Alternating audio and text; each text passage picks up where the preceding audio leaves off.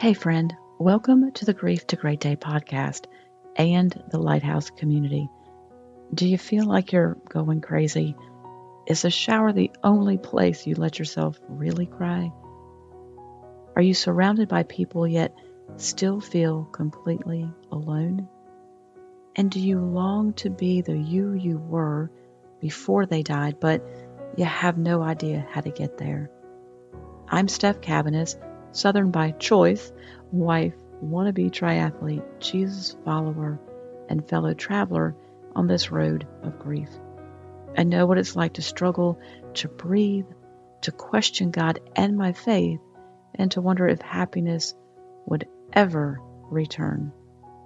But friend, let me tell you, God is still good and there is still hope. Grief may feel like you're lost in a storm at sea, tossed by waves you never saw coming. But in that darkness, there is still a light. And that's what we do here in the Lighthouse community. We follow the light of the Lord. We take small steps forward and we lean on faith even when we don't feel like we have any. So if you're ready to navigate this journey, to find your footing after loss, and to take just one step toward healing, bring your ugly cry, get into a comfortable place, even if that's your bed right now, and let the healing begin.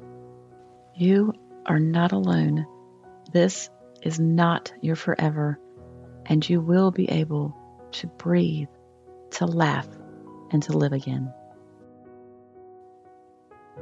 Hey, fellow warriors. Today we're talking about celebrating the small things because those small things add up to the large victories that you so desperately want to have happen now. We're not talking about finish lines or mountaintops, but all the steps forward that always go unnoticed and don't feel important enough sometimes to take, especially in grief. Honoring those little tiny victories might be one of the most powerful ways for you to heal.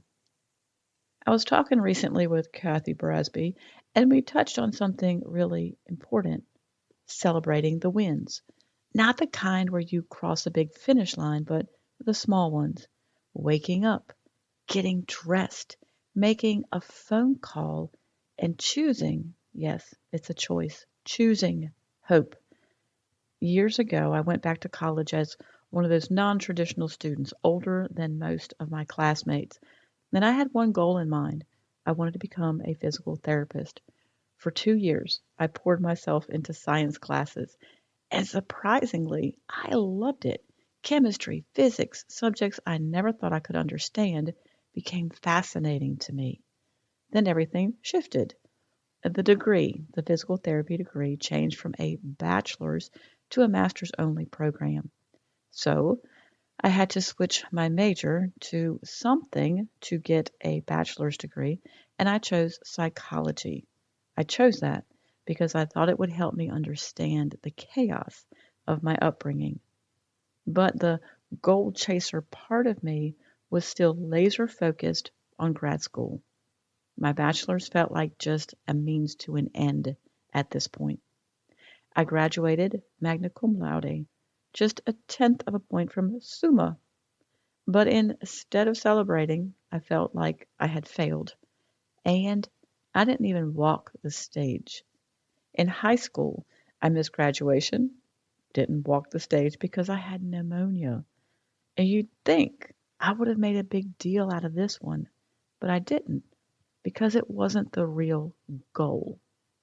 Looking back later, I saw the moments that I missed.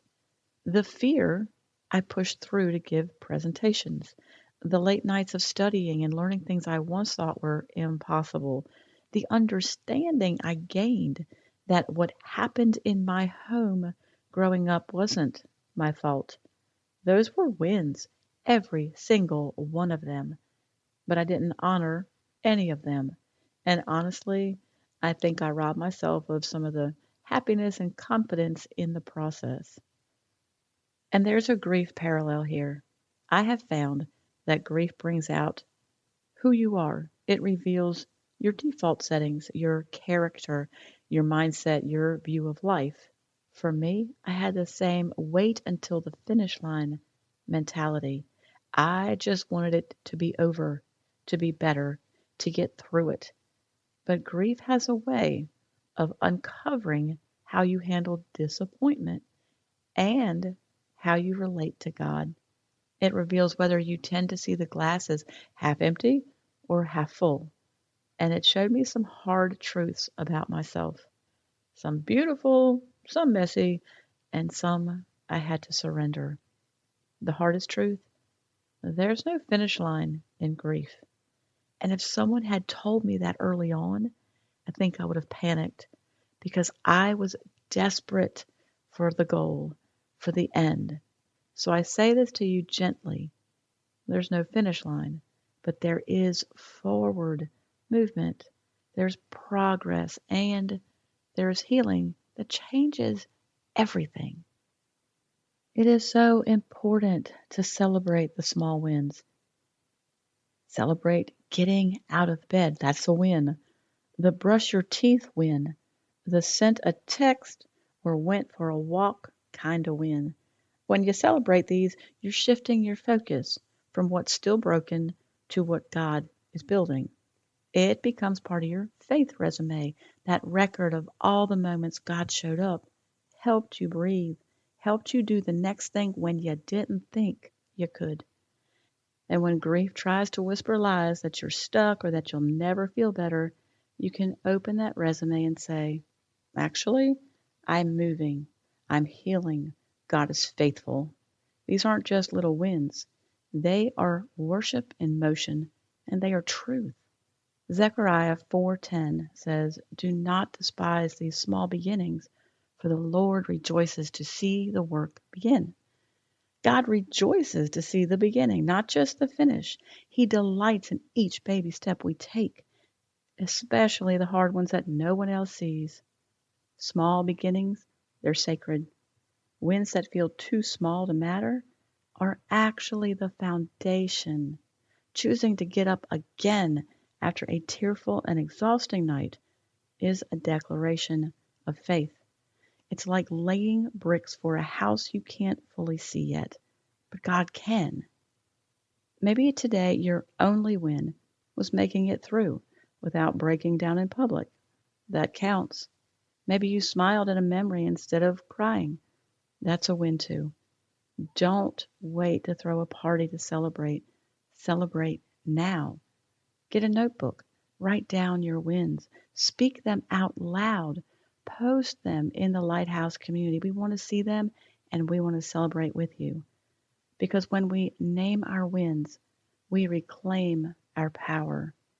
And when we share them with others, we're offering hope to them. We're going to create something in the Lighthouse community to be able to share these wins with each other. I don't know what it's going to be called yet, and you'll see more in the group, maybe before or after this episode airs. I don't know. But you don't even have to wait. Just add your wins. Remember, they are never too small to matter. And in grief, especially, the little ones count the most. They matter. They matter to God. They matter to us, and they matter for your healing. There's no finish line in grief, but there is healing, and there's hope, and there is new life, though different than anything you expected, in both hurtful ways and in amazing ways. But it all starts with the small steps. So today, don't wait. Celebrate that step because you're showing up. And friend, that is a win. You know, if you don't have a church home, you can visit opendoorchurch.com. No, this is not your forever, even though every day it starts to feel like it could be. It is not. God has plans for you. Keep coming back to the lighthouse. Keep sitting on the couch and keep celebrating every win towards healing. Thank you for being here today. You know that by listening to this podcast, that's you. taking action, and that's you showing up. I know this journey is so hard, but again, I promise you, you are not alone, and this is not your forever. Now, from time to time, you'll hear me talk about Monica. You didn't know Monica, but I wish you had. She was my best friend, my business partner, and was more like a sister. She was diagnosed with stage 4 melanoma, and just 6 months later, she was gone. I watched those 6 months unfold in agonizing detail. The pain, the physical deterioration, the struggle for air, constant coughing. Y'all, if you've ever been a caretaker, you understand that that is gut-wrenching. But Monica didn't see it that way. She saw those 6 months as her walk toward healing, a journey of outrageous faith, complete dependence on the Lord, and a radical joy. While her body faded, her faith deepened. Every night, no matter how rough the day, she'd smile and say, "We had a great day, didn't we?" And if you can tell, that's where the name for this podcast comes from. See, her friendship changed my life. Her faith and death, though, they changed who I am. If you've ever wondered what it looks like to live above your circumstances, to walk through suffering with unshakable faith, or to witness someone dying and yet healing in the deepest way, then the book I wrote, Dying to be Healed, is a story you need to read. You can find this book on her journey in the Lighthouse community. Trust me, you'll never see pain or faith the same way again. And if you don't have a church home, I'd love for you to visit my church, opendoorchurch.com, because staying connected in faith, it makes a difference, especially if you're not able to walk back through the doors of your own church right now. Remember, grief isn't something you get over, but a great day is something you can get to. Until next time, keep taking action, those small steps forward, and know that healing, it will come.